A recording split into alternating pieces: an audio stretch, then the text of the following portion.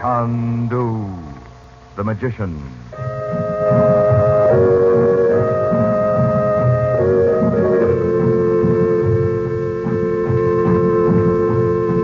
Good evening, ladies and gentlemen.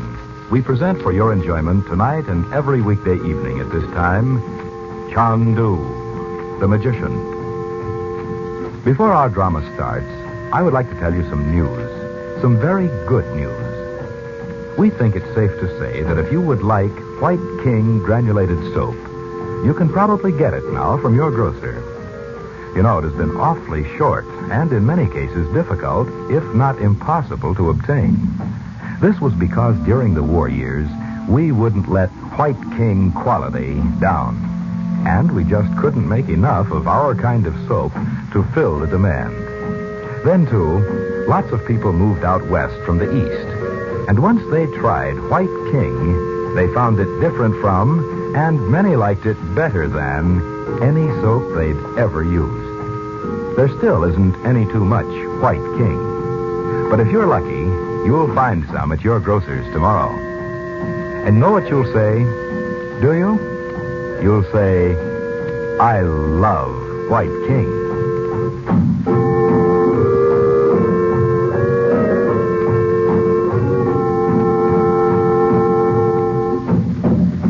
In a narrow street in the old native quarter of Alexandria, Egypt, Dorothy Regent, her young son Bob, and her daughter Betty have been tricked into entering the dimly lighted upper room of a rug shop. Not yet realizing what has happened, Dorothy turns toward the doorway as she hears footsteps coming up the dark stairs. Chandu the Magician. Which of these rugs did you want me to... Why, Frank, we weren't expecting you. I thought it didn't sound like a guy walking in Arabian slippers. Where's the shopkeeper? Down in the shop. For the moment, at least. I might have known there was something wrong when Ben Ali wasn't here. There isn't, though, Uncle Frank. We're having fun. Just look at all the wonderful rugs hanging all over the walls. There is something wrong. What, Frank? We're locked in here. Locked in? Why? Well, how did you know where we were? Oh, he told me. He thought I didn't realize what he was up to. Well, why did you have to get locked in, too? Because I didn't know what might happen to you before I could find you. We know the shop's right on the street. Let's just find a window and yell for help. It's not as simple as that, Betty. This room probably isn't on the street at all. And I doubt if there are any windows behind those hangings. Hey, what does that guy want, anyway? We're not going to wait to find out, Bob. This has come much sooner than I expected. Didn't you find the man you went to see, Frank? No, I don't understand it. Hey, Betty and I must have missed out on something. Who did you go to see? Never mind, Bob, never mind. I think we should tell them, Dot. They'll certainly be more careful if they realize what's going on. Well, all right. The man I went across the street to see had been following us ever since we got out of the car at the end of the street. I thought he might have a message for me. Who from? Who knows you're in Egypt? Well, that's one of the things I can't tell you, Bob. You mean you don't know, or you just don't want to tell us? Bobby. I mean, I know certain things I can't tell anyone. Now, the first thing to do is to get out of here. If I only knew what had happened to Ben Ali. He's the man who owns the shop, Bob. Do you know him, Uncle Frank? Yes, he was one of my men when I was here last. He's probably tied up somewhere if that swine downstairs hasn't killed him. You really mean killed him? I do, indeed. Frank, the lamps are flickering as if someone had opened the door. Someone has. Over there at the other end of the room. The rug on the wall moved. I saw it. There he is. You can see his white robe or whatever you call it. Yes. That rug covers the doorway. What do you want? Oh. I would speak with him they call Chandu. Chandu. Well? You are Chandu. Hey, well, you are. If you know that, you know more. Who are you? My name is Joseph. I follow you in the street. You know me not. But I know you have the inner secrets of the 3 times 3. And are the secrets yours? Brother of the lotus, you have spoken. It's all right, Dorothy. Yusuf, these you see here are my sister, Mrs. Regent, her daughter, and her son. Regent? Do you know him?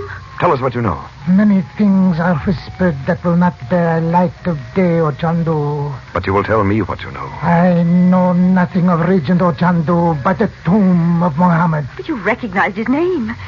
Please tell me if you know anything of him at all. For years we've thought he was dead. Sister of Chandu, what Robert Regent did in Egypt is known to Chandu as it is to me. But that is a secret none may reveal. Why didn't you tell me this, Frank? It has nothing to do with Robert's being alive, Dorothy. Yusuf, do you know where I can find the Princess Naji? The Princess Naji is in Cairo, Cairo. where you must go at once. We're locked in here. Didn't you know that? I know that Hassan in the shop below has killed Ben Ali. I knew it, But the dirty... Hassan does not know the door by which I entered, the way by which you must go. A secret door? That's marvelous. Show me the door, Yusuf, and tell me where I can reach you when I need you again. The secrets of the 3x3 are in great danger. Where is the door? You think to show yourselves in the streets of Alexandria again, it would mean the death of all of you. Why, Yosef? Why should it? Hassan thinks he holds you here as prisoners, but if you are seen... We won't be seen in Alexandria. Nor in Cairo, dressed as you are, if you are wise. Oh, come now. You don't mean that I he do, can't... young Effendi. The danger is not alone to you, but to... Careful, Yusuf. Not dangerous to Daddy. Oh, Betty, don't. We mustn't let ourselves believe he's alive. Suppose he isn't. I can't face all that again. I know how you feel, Dot. If he's alive, there'll be a way to find him. Believe that. You have spoken well, Chandu. You have something to suggest. What is it? I have brought the Arabian dress for all of you. Put it on, I beg you, in the name of the secrets of the lotus. Dress up like Arabs? Oh, what fun. And walk right by him, Hassan and all. You're right, Yusuf. We'll do it. But you and I shouldn't be seen together. We'll meet you somewhere later. You have spoken. Beyond the doorway where I entered is a small room. It, too, is above a shop, that of a baker. When you have gone into that room, close the door by pressing on the image of a mummy hawk beside it. Then we go down the stairs next door and through the baker shop to the street. I will await you at the mosque. Chandu, you know it? Yes. Now hurry, everybody. Let's get into these clothes.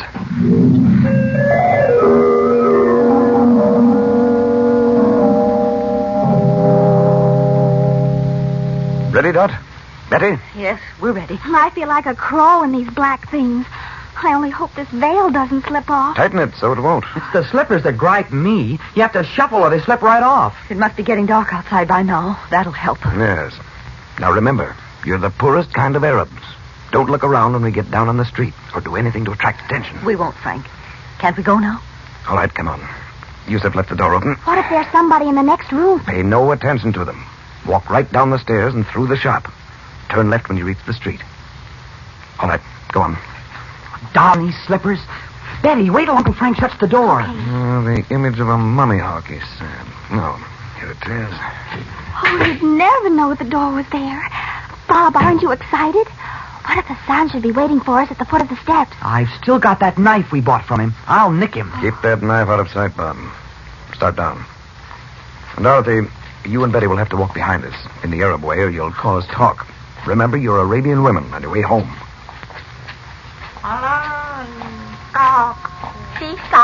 Hey.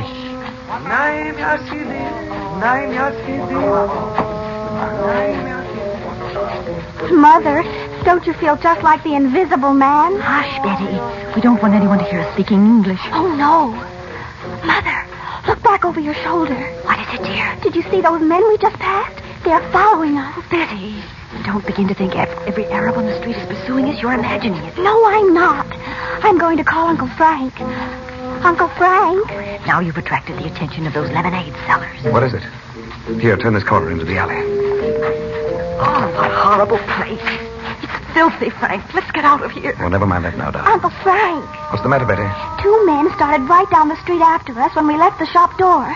Mother thinks I imagined it, but I know I didn't. Why can't you wait till we get back to the hotel to make up stuff? I did not. Were they Arabs? Yes.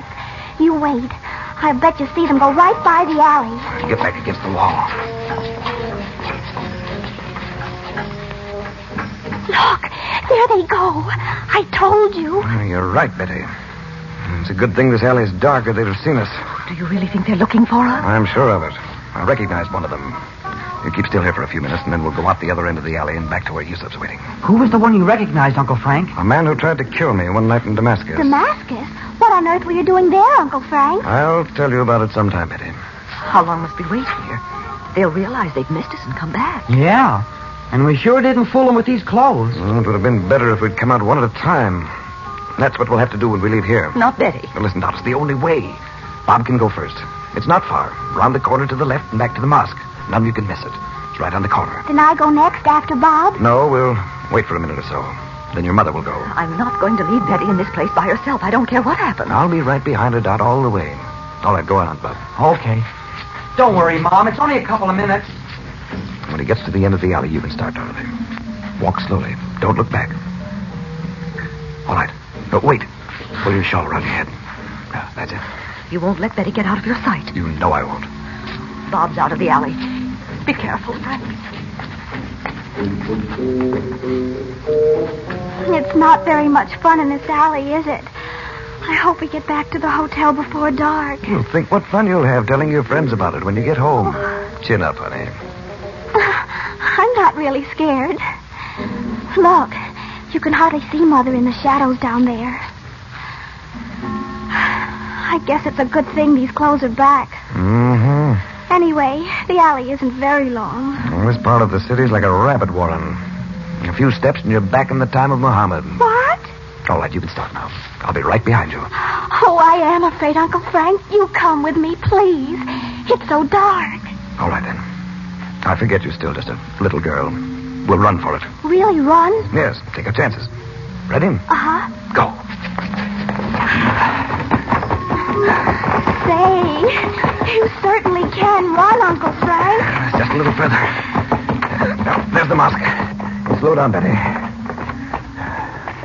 Oh, there they are. Well, nothing happened after all. Here's your set.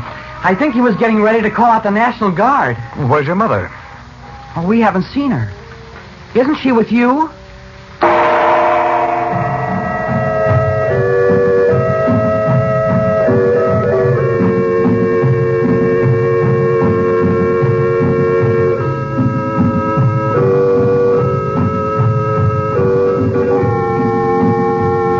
Monday night, Chandu continues, and you'll want to listen again for thrills and adventure. Probably tomorrow you'll be marketing, and maybe on Monday there'll be washing you'll have to do. Look, here's a suggestion. Get a couple of packages of White King soap tomorrow. Get the giant size package if you can. And will you be proud of your washing? The white things so very white. The colored things so safely guarded. The washing time shortened so considerably. The effort reduced so that you're hardly tired. And your hands feeling so good.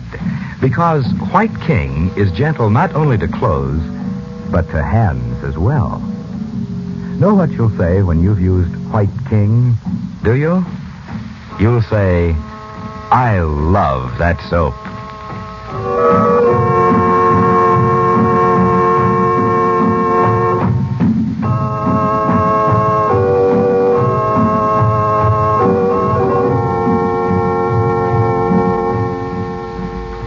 Chandu the Magician is based on the original radio drama created by Harry A. Earnshaw. The makers of White King invite you to listen Monday at this time when the story resumes.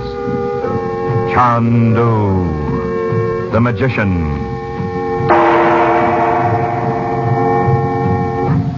This is the Mutual Don Lee Broadcasting System.